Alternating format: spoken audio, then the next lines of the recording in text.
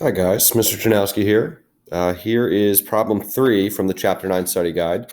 So the situation is we've got a block sliding into a spring. The block is initially moving. It's going to come to a rest against the spring when it's compressed. And that's where we're going to stop our problem, ultimately. So let's look at this and let's do step 1 for each of these 5 parts. So step 1. So for part A, how much KE, kinetic energy, does the block have before it reaches the spring? So kinetic energy equals question mark joules. For B, if all of that kinetic energy is converted to EPE when the block momentarily comes to rest against the spring, how much EPE will there be in the spring? So for B, we're looking for EPE.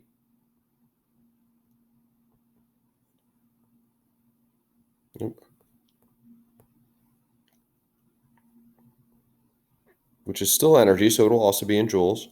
For C, what will be the spring's compression at that instant? So compression, we're looking for X. Remember, X stands for compression, K stands for for spring constant. So X equals question mark, something in meters. What would be the kinetic energy of a second block with 1/4 of the mass, but twice the velocity of the block in part A? Okay. So for part D, we're looking for kinetic energy again, this time for a different block, moving with a different velocity. And the units of that will be joules. And then finally, part E, how much would that block compress the spring? So we're looking for X compression for the second block, which will also be in meters. So let's look at this, and we'll do everything one piece at a time. So for the first one, how much kinetic energy does the block have before it reaches the spring? So we're looking for kinetic energy.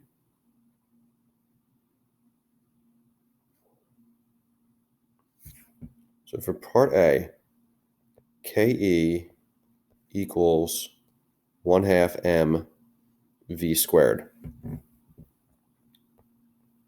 So 1/2. The mass of this block is 8 kilograms.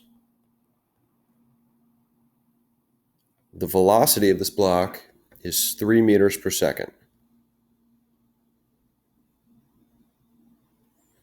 So if you put all that in the calculator, what you're going to end up with is kinetic energy is equal to 36.0 joules. Put a box around it, do step we found the right thing, we gave it the right units. 36 joules is a reasonable number for this, so that makes sense. Now let's go back here.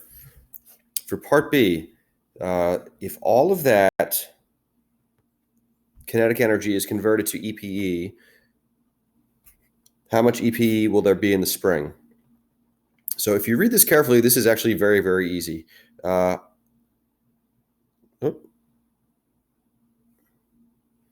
It's not letting me edit. Give me one sec. There we are on this one. Nope.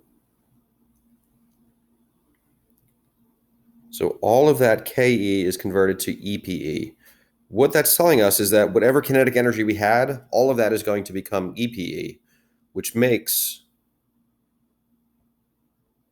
part B of this very, very easy. Again, I'm having trouble with the layers here. All right. So what we're saying is that all of that kinetic energy we had initially is equal to the final EPE that we're going to have. And we know what that number is. That's 36 joules. So you don't need to do any more work than that. You may not even have had it needed. You probably didn't even need to do that much work to get that one. The EPE you went up with is just the kinetic energy we started with. Just recognizing, if you read the problem carefully, it's actually very, very easy. On to the next part. So the next part, what will be the spring's compression at that instant? Okay. No, I want that one. I don't want that one. So we're looking for compression. So we know the formula for EPE is 1/2 kx squared. And the thing we're looking for is the x. So what you want to do here is multiply both sides by 2. That'll kill off the 1/2 on the right side. And then divide both sides by k. So that's going to give us 2epe over k. And this is equal to x squared, which means we just need to take the square root of both sides. Square root of that, we'll kill off that square root. So what that's going to give us is the square root of 2 times 36.0 joules.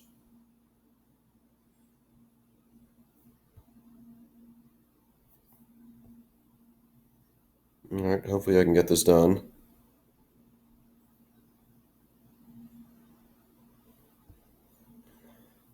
Divided by the spring constant. The spring constant for this thing, it was given in the first part, is 1152 newtons per meter. So if you put all that in the calculator, let's shoot that up here, the number you end up with, 0.250 meters. Put a box around it, give it a check.